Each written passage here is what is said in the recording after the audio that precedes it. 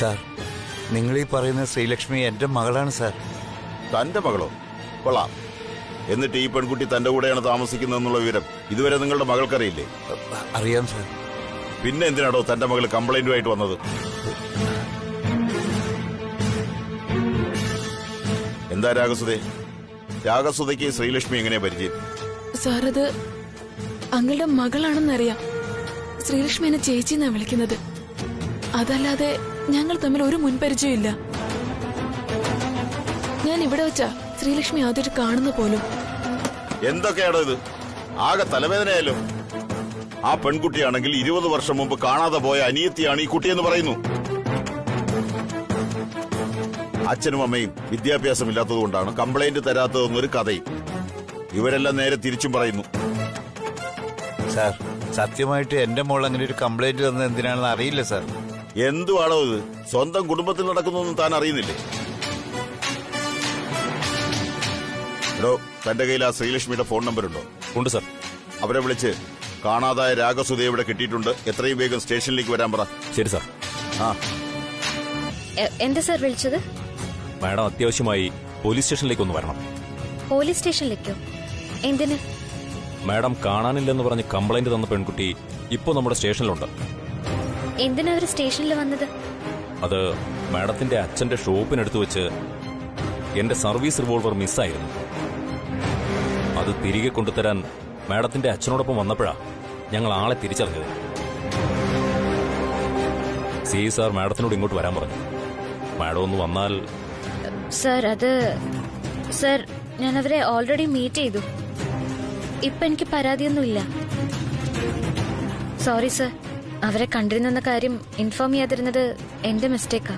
ഏയ്, it's okay madam. Sir ഒന്ന് CI സാറിനോട് പറയണം. പരാതി ഇല്ലാത്ത സ്ഥിതിക്ക് ഇനി ഞാൻ സ്റ്റേഷനിലേക്ക് വരേണ്ട കാര്യമുണ്ടോ സർ? വേണ്ട മാഡം, സി സാറിനോട് ഞാൻ സംസാരിക്കാം. Thank you sir. ഓക്കെ.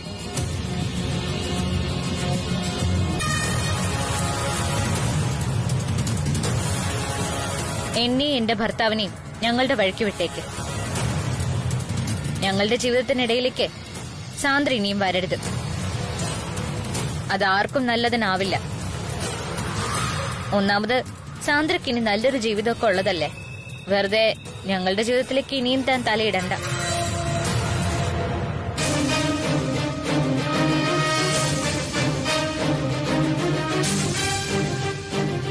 ഇനി ഇങ്ങനൊരു വാർണിംഗ് ഉണ്ടാവില്ല.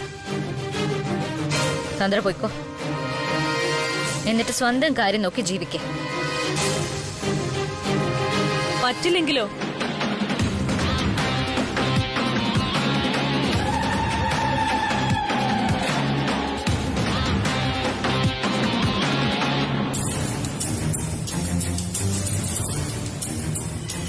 ആദ്യം പറഞ്ഞതൊക്കെ ഞാൻ കേട്ടോണ്ട് നിന്നത് അത് ഒഫീഷ്യൽ കാര്യമായതുകൊണ്ടും എന്റെ ഭാഗത്താണ് തെറ്റ് എന്ന് മനസ്സിലാക്കിയതുകൊണ്ടുമാണ്.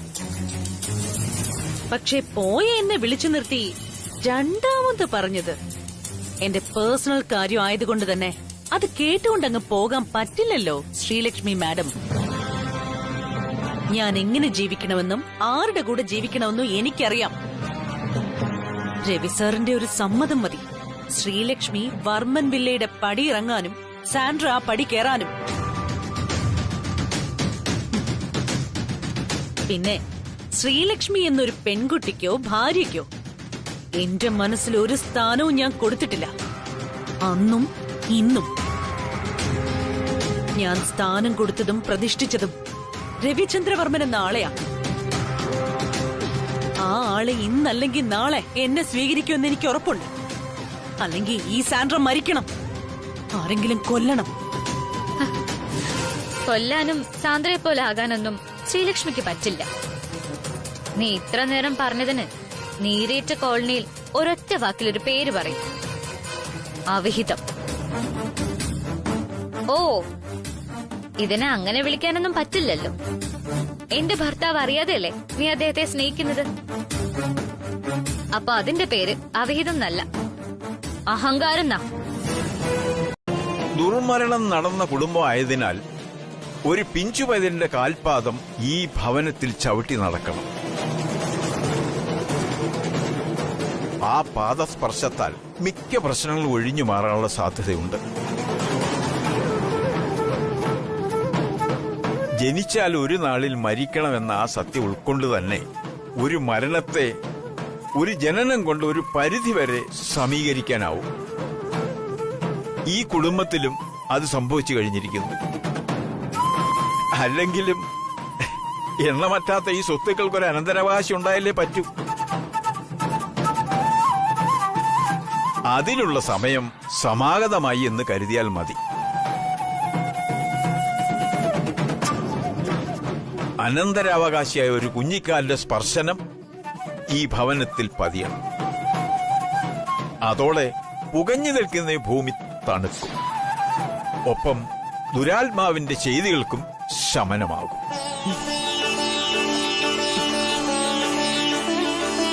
മക്കളുടെ സന്താനഭാഗ്യം കൂടി ഒന്ന് പറയോ ജോത്സരെ? 2 മരുമക്കളുടെയും ജാതകം ഇതാ.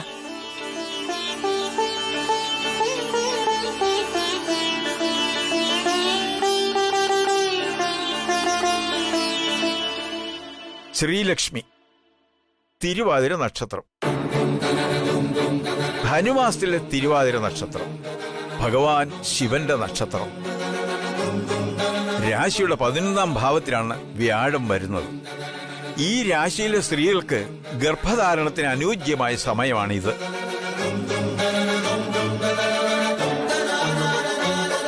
അതുകൊണ്ട് ഇവർ ആഗ്രഹിക്കുന്ന സമയത്ത് തന്നെ മിടുക്കനോ മിടുക്കിയോ ഒരു കുഞ്ഞിനെ ഈശ്വരൻ നൽകുകയും ചെയ്യും.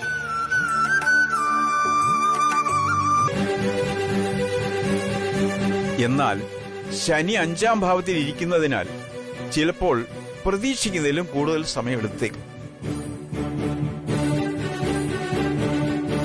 ഞാനിപ്പോ പറഞ്ഞത് ജ്യോതിഷം മാത്രമാണ്. പ്രാർത്ഥനകളിലും ചികിത്സകളിലും മാറ്റം വന്നേക്കാം. ജനനം കൊണ്ട് പരിഹരിക്കപ്പെടാവുന്ന മാറ്റങ്ങൾ മാത്രമേ പ്രഥമദൃഷ്ടിയാൽ കാണുന്നുള്ളൂ. പണമുള്ളവന് ആ സൗന്ദര്യത്തിന് മുകളിൽ ഒരു പരുന്തും പറക്കില്ല രേഖ മാഡം. ഈ കാര്യം നമ്മളെക്കാൾ നന്നായിട്ട് അറിയാവുന്നത് ശ്രീലക്ഷ്മിക്കാണ്. വീട്ടിൽ സമാധാനം കൊണ്ടുവരാൻ അവൾ ഒരു കുഞ്ഞിന് ജന്മം നൽകിയാൽ മാഡത്തിന്റെ കാര്യം പോക്കാവും.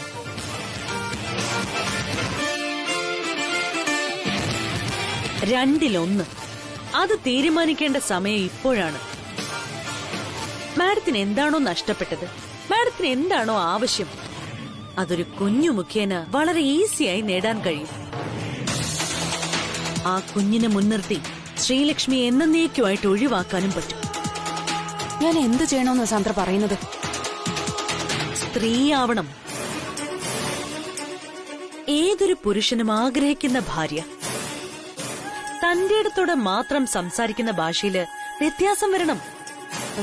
അല്ല സാന്ദ്ര, പെട്ടെന്ന് മാറുക എന്നൊക്കെ പറഞ്ഞ രഘുവിന് വല്ല സംശയം തോന്നിയ? അതോർത്ത് മാഡം പേടിക്കണ്ട.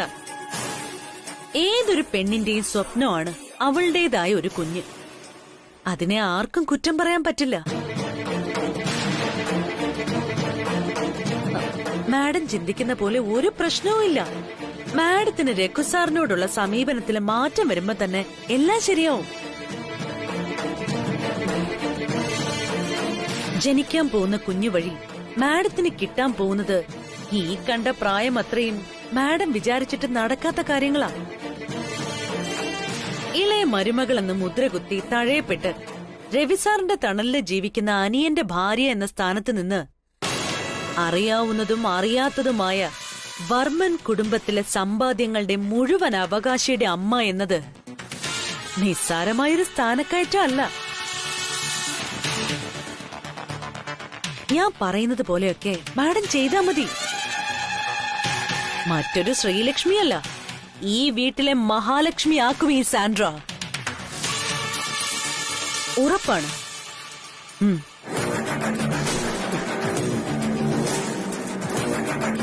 അച്ഛാ,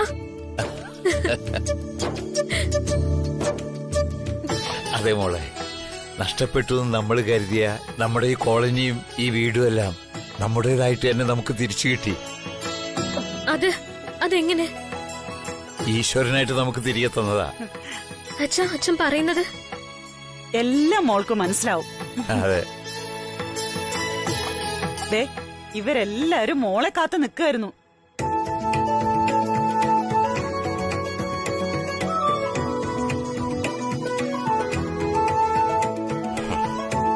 ഇതിനെല്ലാം ഞങ്ങൾ കടപ്പെട്ടിരിക്കുന്നത് ശ്രീലക്ഷ്മി മോളോടാ. ആരും ഒരു വിലയും തരാത്ത ഞങ്ങൾക്ക് ഈശ്വരൻ തരുന്ന വിലയാ മോളെപ്പോലുള്ളവരുടെ സ്നേഹം.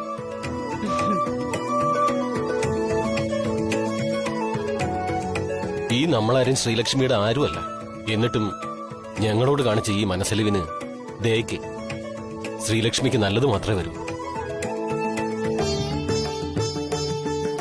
ഈ ലോകത്തെ ഏറ്റവും ഭാഗ്യം ചെയ്ത അമ്മയാണ് സരോജൻ നീ. ഈ കോളനിയിൽ എല്ലാവർക്കും മാതൃകയായ അമ്മ. അതെ, സഹജീവികളോട് എങ്ങനെ പെരുമാറണമെന്നും അവരെ എങ്ങനെ സ്നേഹിക്കണമെന്നും സരോജവും സുദർശന ചേട്ടനും മോളെ പഠിപ്പിച്ചതിന്റെ ഫലമാണ് നമ്മളൊക്കെ ഈ കോളനിയിൽ വീണ്ടും തിരികെ വന്നതും കാലുറച്ച് നിൽക്കുന്നതും. ഉള്ള കിളപ്പാടം എങ്ങനെയാണ് പോയതെന്നറിയാതെ ഒരു ദിവസം ഇവിടുന്ന് ഇറങ്ങിപ്പോകേണ്ടി വന്നു. തിരികെ ഇവിടെ വരുന്നവരെ കണ്ണീര് തോർന്നിട്ടില്ല ആർക്കും. ഈ തിരിച്ചു വന്നിരിക്കുന്ന ഞങ്ങളൊക്കെ ഇനി എങ്ങോട്ടും പോകുന്നില്ല. ലോകത്തിന്റെ എവിടെ പോയാലും ഇവിടെ കിട്ടുന്ന സമാധാനവും ശാന്തതയും വേറെ ഒരിടത്തും ഉണ്ടാവില്ല. ഞാനൊരു ദിവസം ഇവിടെ വന്നപ്പോ ഇവിടെ ആകെ കാട് പിടിച്ച് ആരും താമസിക്കാനില്ലാതെ. പക്ഷെ നിങ്ങൾ പറയുന്ന പോലെ ഇതിനൊക്കെ വേണ്ടി ഞാനൊന്നും ചെയ്തിട്ടില്ല. ആര് പറഞ്ഞു? ശ്രീലക്ഷ്മി മുഖാന്തരമാണ് ഈ നിൽക്കുന്നവർക്കെല്ലാം അവരുടെ വീടും നഷ്ടപ്പെട്ടതെല്ലാം തിരിച്ചു കിട്ടിയത്. ഇനി അത്ഭുതത്തിന്റെ ആശങ്കയുടെ ഒന്നും ആവശ്യമില്ല ശ്രീലക്ഷ്മി. ഈ നിൽക്കുന്ന ആളുകളുടെ എല്ലാവരുടെയും സന്തോഷത്തിന് കാരണം നേരത്തെ അങ്കിള് പറഞ്ഞില്ലേ, ഒരു ഈശ്വരനെ കുറിച്ച്. ആ ഈശ്വരൻ തന്നെയാ. രേഖ വഴക്കുവല്ലോ ഉണ്ടാക്കിയോ? ഏയ് ഇല്ല. എന്നാ ശരിയമ്മ. മോനെ രഘു, എന്താ അമ്മയ്ക്ക് നിന്നോടൊരു കാര്യം പറയാനുണ്ട്. എന്താ എന്തു പറ്റി? ഇന്നിവിടെ ജോത്സ്യര് വന്നിരുന്നു. അമ്മ വിളിച്ചിട്ട് വന്നതാ. നിനക്കറിയാലോ, പ്രശ്നങ്ങൾ തീർന്ന് സമയമില്ല ഈ വീട്ടിൽ.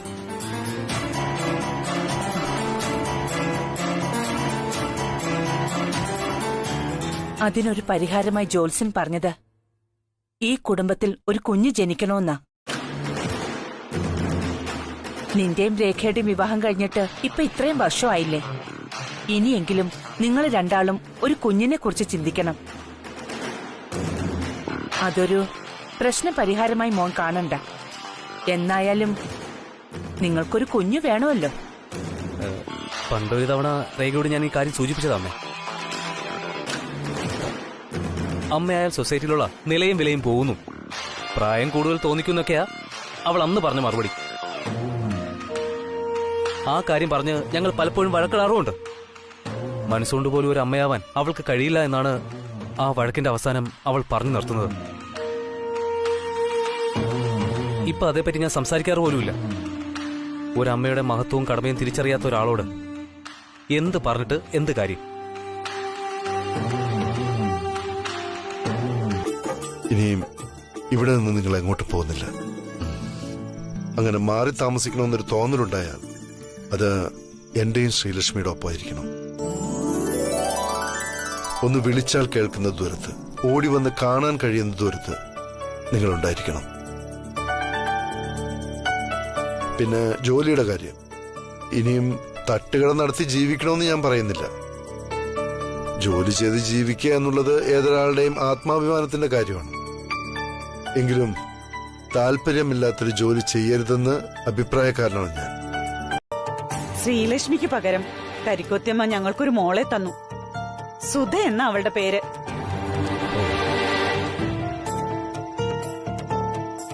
ഒരു പാവം കുട്ടിയാ സാറ്. അങ്ങനെ പറയാൻ മാത്രം അവൾക്ക് ആരുമില്ല. അപ്പൊ ഞങ്ങൾ വിചാരിച്ചു ഞങ്ങളുടെ കൂടെ നിർത്താം.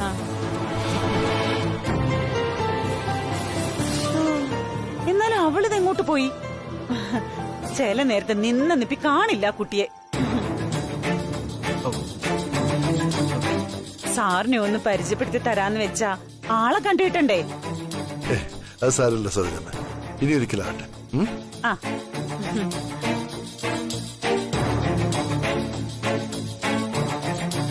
നമുക്ക് ഇറങ്ങാം ശ്രീലക്ഷ്മി. ആ സാറേ, ആ. ഇതാ സുധേച്ചി.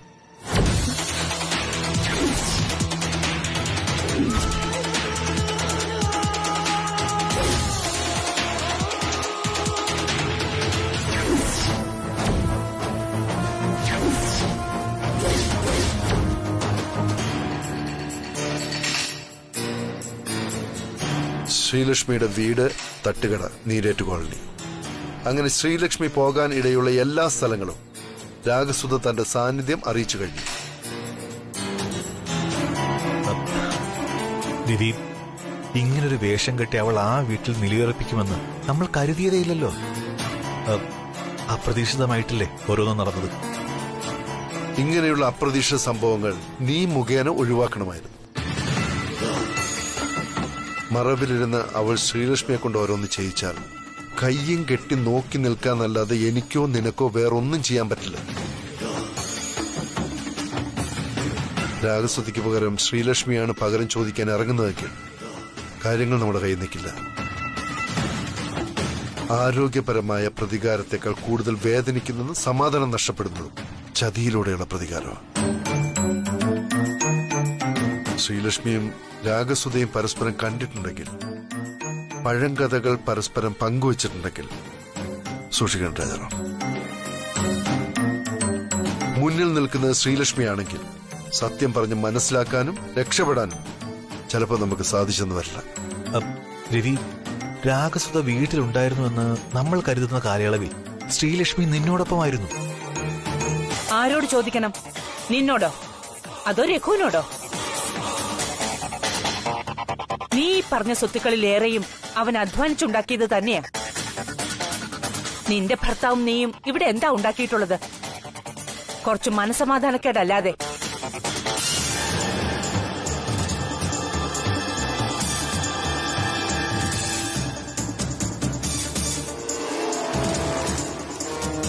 എന്റെ ഭർത്താവെന്ന് പറഞ്ഞ മധുരല്ലയുടെ ആരുമല്ലേ?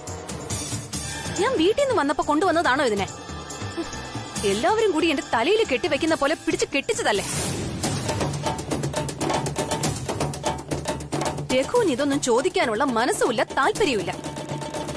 ഇങ്ങനെയുള്ള കാര്യങ്ങളൊന്നും അറിയുകയും വേണ്ട. അതാ ഞാൻ ചോദിക്കുന്നത്.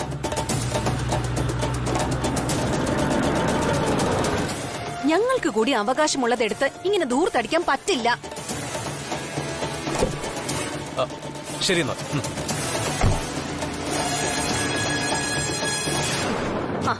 വന്നല്ലോ.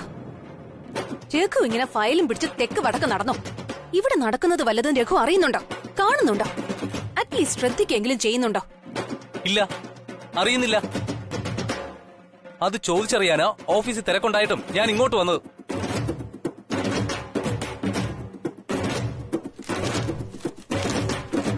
എന്തായത്?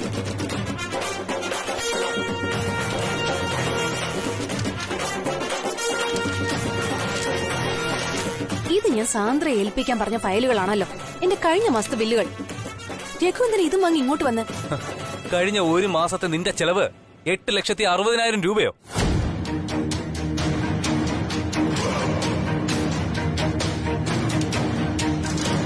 ആ, അതിനിപ്പോ എന്താ? എല്ലാ മാസവും ഇല്ലല്ലോ, 3 മാസം കൂടിയിട്ടല്ലേ ഞാൻ ബില്ല് കൊടുത്തു വിട്ടത്. നിനക്ക് എന്താ രേഖ ഇത്ര ചെലവ്? ഈ ബില്ലുകൾ കണ്ടിട്ട് ചേട്ടായി വല്ലതും ചോദിച്ചാ ഞാൻ എന്ത് സമാധാനം പറയും? ഓ, അപ്പൊ അതാണ് രഘുവിന്റെ പ്രശ്നം. ചേട്ടായിയോട് എന്തു പറയുന്നു?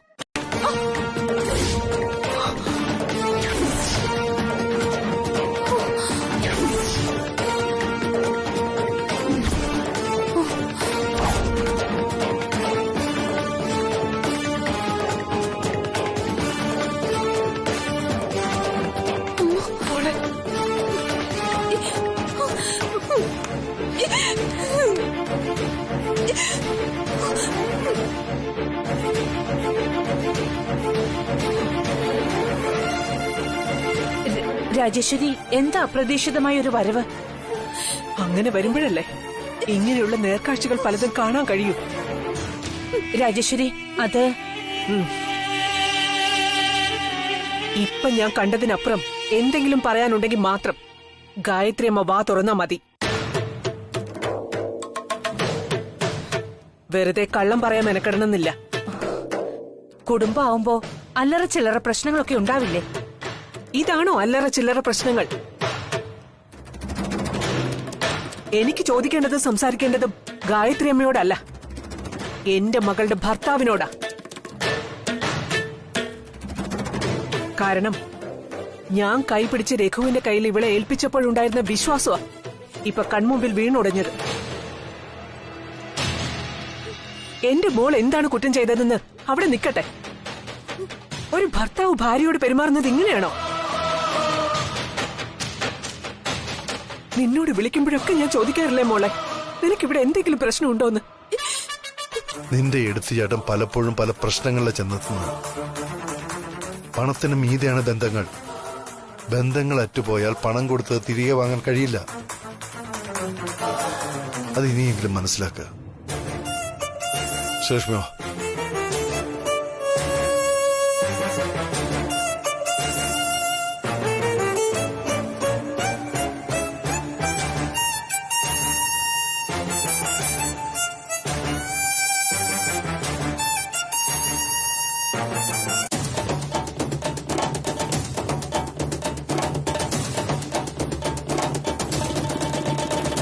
ഞാൻ ചോദിച്ചതിന് അമ്മ ഉത്തരവൊന്നും പറഞ്ഞില്ല. ഈ വീട്ടിൽ ഇത്രയും പ്രശ്നങ്ങൾ ഉണ്ടായതും എന്നെ വേണേ കൊണ്ടുപോവാൻ എന്റെ ഭർത്താവ് പറഞ്ഞിട്ടും അമ്മ അതിന് തയ്യാറാവാതെ ഇവിടെ താമസിക്കാൻ തീരുമാനമെടുത്തത് എന്തിനാണെന്നാണ് ഞാൻ ചോദിക്കുന്നത്. നിന്റെ അമ്മ ഒന്നും കാണാതെ എന്തെങ്കിലും ചെയ്യൂന്ന് നിനക്ക് തോന്നുന്നുണ്ടോ? ഞാൻ നിന്നെയും കൊണ്ട് ഇവിടുന്ന് പോകാത്തതിനും ഞാൻ ഇവിടെ താമസിക്കാൻ തയ്യാറായതിനും 2 കാരണങ്ങളുണ്ട്. ഒന്ന്, രവിവർമ്മൻ മധ്യസ്ഥനായി പറഞ്ഞു കഴിഞ്ഞു സ്വത്ത് ഉടനെ ഭാഗം വയ്ക്കൂന്ന്. രവിക്ക് ഇവിടുത്തെ സ്വത്തിൽ 1% പോലും വേണ്ട എന്ന്. 2, അത് വേറൊരു ഉദ്ദേശത്തോടു കൂടിയാണ് പ്ലാൻ ചെയ്തിരിക്കുന്നത്. അമ്മ എന്താ ഉദ്ദേശിക്കുന്നത്? എനിക്കും തോന്നി. പക്ഷേ അത് ഞാൻ അറിയാത്ത പോലെ എന്റെ തകർപ്പൻ അഭിനയം അങ്ങനെ ഉണ്ടായിരുന്നു. ഓ, ഭയങ്കരമായിരുന്നു. അല്ലെങ്കിലും അഭിനയിക്കാൻ സാറ് മിടുക്കനാണല്ലോ. പലരും ഇത് പറഞ്ഞിട്ടുണ്ട് കേട്ടോ. യഥാസമയത്ത് സമചിത്തതയോടെ ഇടപെട്ടാൽ പല വലിയ പ്രശ്നങ്ങൾക്കും പരിഹാരം ഉണ്ടാവും. പിന്നെ ഇവിടെ രേഖയും രഘുവായതുകൊണ്ട് ചെറിയ എന്തെങ്കിലും കാര്യമായിരിക്കും. അനിയത്തിക്കുട്ടിക്ക് രഘുവിനെ ഭയങ്കര ഇഷ്ടമാണ്. പിന്നെ സ്ട്രെയിറ്റ് ഫോർവേഡ്നെസ്, അതിൽ നിന്നുണ്ടാകുന്ന പ്രശ്നങ്ങളാണ് ഇതൊക്കെ. അത് സീരിയസ് ആയിട്ട് എടുക്കാതിരുന്നാ മതി. അല്ല, ബിസിനസ് ഒക്കെ രഘുവിനെ ഏൽപ്പിച്ചിട്ട് വിശ്രമ ജീവിതം നയിക്കാൻ പോകുന്നൊക്കെ താഴെ പറയുന്ന കേട്ടല്ലോ. എന്താ ഉദ്ദേശം? നല്ല ഉദ്ദേശം തന്നെ. കുറെ കാലമായില്ലേ ഈ ബിസിനസ് എന്നൊക്കെ പറഞ്ഞു നടക്കുന്ന.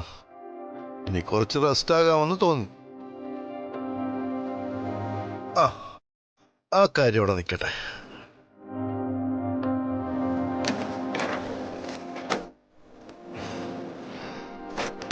എനിക്ക് തന്നോട് വേറെ ചില കാര്യങ്ങൾ ചോദിക്കാനുണ്ട്. ഇന്നലെ രാത്രി മുതൽ ഞാൻ ശ്രദ്ധിക്കുക, എന്തോ ഒരു വിഷമം തന്നെ പിടികൂടിയിട്ടുണ്ടല്ലോ. കോളനി തിരികെ കിട്ടി, തന്റെ വീടും തിരികെ കിട്ടി. നീ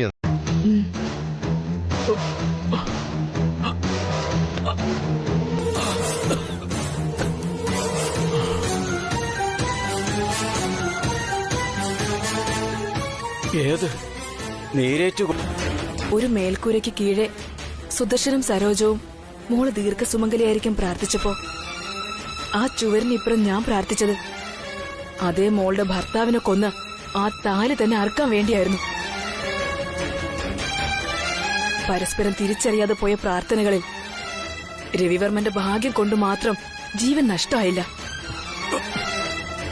നേരിട്ട് കണ്ട സാഹചര്യം അപ്രതീക്ഷിതമായിരുന്നു.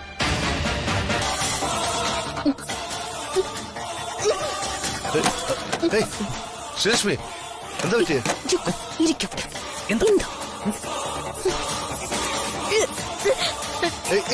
ശ്രീലക്ഷ്മി,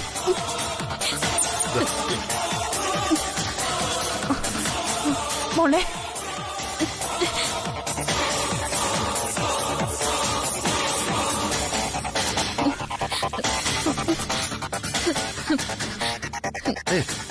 എന്തു പറ്റി?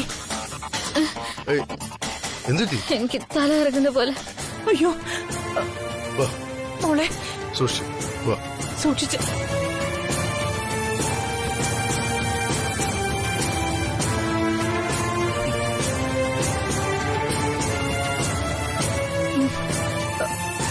മോനെ രഘു, വേഗം ഡോക്ടറെ വിളിക്കേ.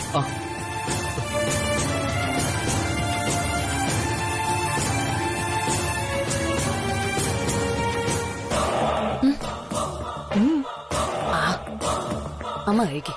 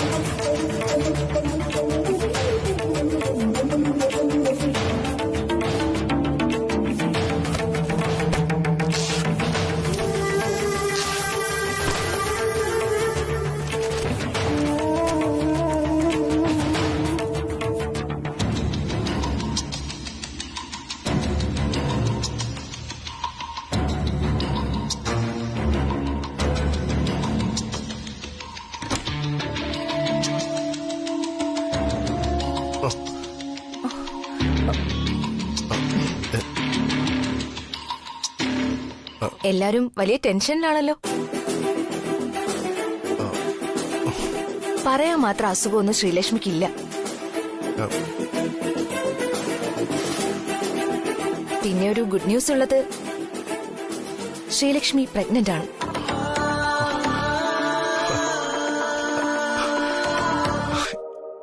ആരായാലും എനിക്കൊരുപോലെ. തനിക്കാരാ ഇഷ്ടം? സാറിൽ എനിക്ക് പറക്കുന്ന കുഞ്ഞ് മോനായാലും മോളായാലും സന്തോഷേ ഉള്ളൂ.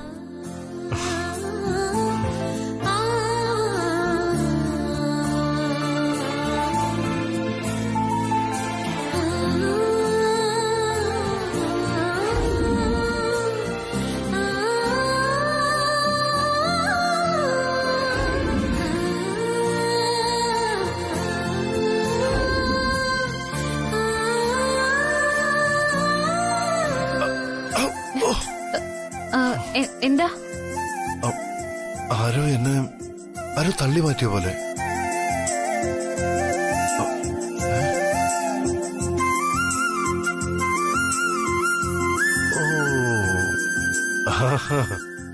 ഇവിടുന്നായിരുന്നല്ലേ ഈ സാറിന്റെ ഒരു കാര്യം.